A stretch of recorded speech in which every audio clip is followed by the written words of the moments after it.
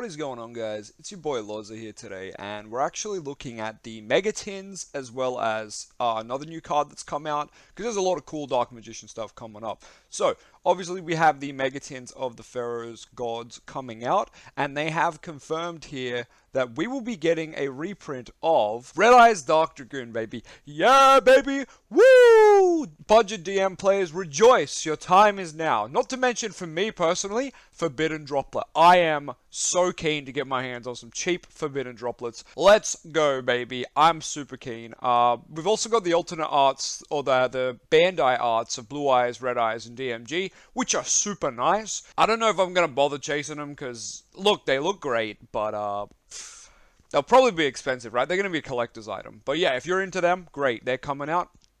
Now, Ghost Ogre is still relatively cheap, but look, it's a card that's getting reprinted. Ash Blossom is probably the most expensive hand trap here, I want to say, so it's good that we're getting a reprint of that. Lightning Storm, cool, we love a reprint of Lightning Storm. Nibiru, I think that's a okay priced hand trap, but sure, a reprint's great. So this is really good for budget Dark Magician players especially. They haven't confirmed anything else to do with, like, whether there'll be more Dark Magician support. I imagine there won't be, but there's a chance. Alright, let's talk about this card. So, the Goddess says no. This is like the Appaloosa chick, I'm pretty sure. Yeah, people are frothing over the card art here, because, you know, Appaloosa's back, basically. What's really important here is this card shuffles, right? So I'll read it out for y'all who don't know. Your opponent can't activate monster effects in response to this. That's always good. Send a monster from extra deck to grave. That's just getting easier in modern Yu-Gi-Oh! Then target one monster your opponent controls with the same card type, so like Fusion, Xyz, Synchro, blah, blah, blah. Return that monster to the return that monster to the deck. So what's super good about that is it targets. So Dragoon is safe. Yeah, baby. So this card that monsters can't respond to, great. Dragoon is safe. DPE is not. Sucked in, my fellow DPE enjoyers. We'll be sending that DPE back to the deck, baby. What's also good here is obviously there's a lot of good fusions we can send playing Dark Magician. There's a couple of good synchros we can send too, and we'll get into the rest right now. Alright, we're going to talk about cards we can send off Artemate Slay. And obviously everyone knows this one, right? Elder Entity Test off the bat's going to be one of the best things to do, because you get to shuffle one of their cards and then pop something else. Sensational. So one thing I'd like to point out is this Artemate Slay is going to be a side deck card, okay? For us at least. We're going first deck, right? Dark Magician wants first. This card isn't really great going first. One, it needs to send and it needs to target for cost. If you read the card, it actually has the semicolon right here, and that's after sending and targeting. What's good is it sends not even for cost, it just sends and then targets for cost. So you always get the send, and then your opponent can try to respond with other stuff. But the awesome thing here is this card is only good going second, which means we would put it in the side at 3, okay? We wouldn't main deck this. Some people are like, oh, what should I take out to main? I'm like, you don't. You side it.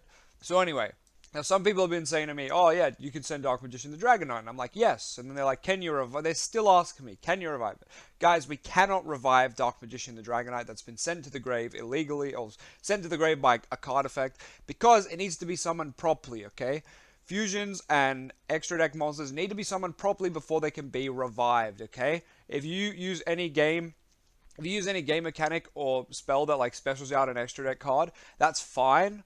But if it wasn't like the proper summoning condition, like if it wasn't poly and it was a fusion, then unfortunately you cannot revive that fusion, okay? So the best example I can give here is, no, you cannot Eternal Soul back this Dark Magician the Dragon Knight that you send off this new card. So yeah, if you send Dark Magician the Dragon Knight off Artemate Slay, no, you will not be able to revive it. What you can do with it, because people are like, oh, then why would we do it? Well, it still identifies as Dark Magician in the grave.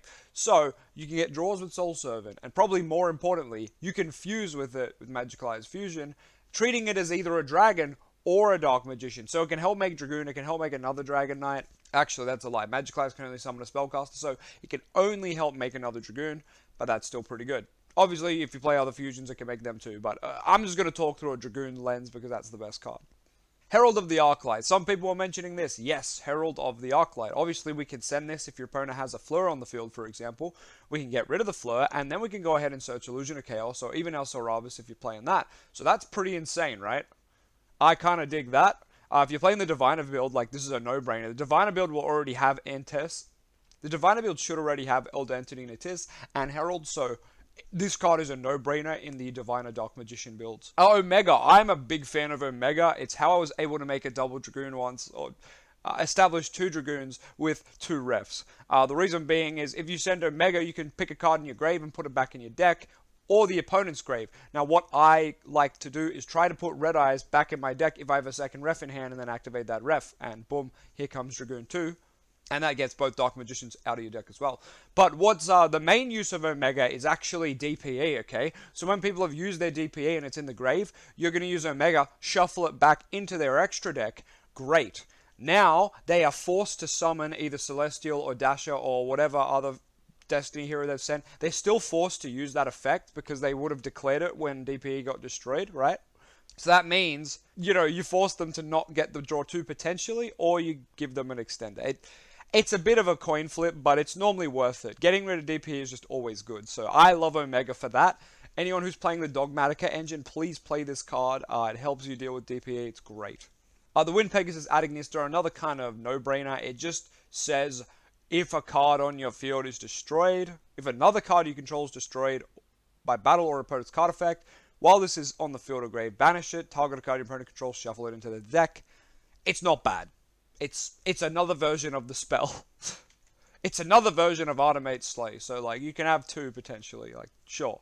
Why is Umduck here? Well, I couldn't think of good links to send, so I thought at the end of the day, you have so many links in your deck. You can just send Umduck, and then you got a Dragon Engrave in case you have Magic Eyes or Magician Souls with it, right? But this is probably not that necessary. Here's a really good one, though. The Paleozoic card has an amazing graveyard effect, and maybe now we can finally abuse it. So it says, in the very last line of its text, if a set card you control will be destroyed by card effect, you can banish this card from your field or graveyard instead. Now, what that can mean is your Eternal Soul might be set, and your opponent might be going for it. Normally, they'll wait till it's flipped, which is kind of the problem here. But more to the point, this will be way more abusable in something like Eldritch or Subterror, or like a back row heavy deck that might play this card for removal, right? So yeah, look out for this bad boy. This card sucked upon release, but it's going to get better and better as we can send to the extra deck easier. I didn't know what to put for Xyz, so I just put Ebon. Like, Xyz are just bad right now, guys, and you probably won't have to use your removal on an Xyz. But if you do, I'm sure you'll have I don't know. Rank 7 builds of DM don't really work right now because we just don't have the cards to turbo into one turn 1. And everyone who plays Xyz, they're making them on turn 3 or beyond, which I don't understand. Like, guys, we're playing Dark Magician, we suck at going second, and you're going to try and play an Xyz that we can't summon until turn 3. Like, I don't get it. Like, at least make your build, like, all about turboing level 7s then, so you can actually achieve something turn 1. But the good news is Ebon is a going second Xyz if you've read its effects. Some of the other rank 7s are not. Like, people play the Mind Hacker, and I don't really know why, because if you're not playing like the 10-year shooters and the level 7 extenders, till we get Red Eyes Meteor Dragon, basically, I don't see a point in trying to play rank 7 DM. I know it's fun, but it's just not that viable. Diablos the Mind Hacker is a strictly going first Xyz, by the way, like, because you look at your opponent's extra deck and you take out a card from it, right? Well, like, this has no use on turn 2 or 3. Like, what are you doing past then? Like, it's stupid. So yeah, a little bit of a take from me is please don't play rank 7s, and if you do, pick a good one, okay? Pick one that is actually relevant on turn 3 onwards, because that's when you'll be summoning them most likely. And for the love of God, you could just make Dark or Anaconda at that point, so just do that. Anyway, that's probably it from me. Let's just hear a word from my boy Yugioh real quick. Attention, duelist! Why are you not subscribed to LOZA? Didn't you know? He has the freshest and most dankest Dark Magician deck list worldwide. Hit that MF subscribe button. Thanks for joining me again, guys. It's been an absolute pleasure. Please don't forget, we are getting a Forbidden Droplet reprint, so if you already have all these cards, that's fine. You're living, you're chilling. But all of us budget players, hell yeah, we got some new stuff coming. Catch you guys next time.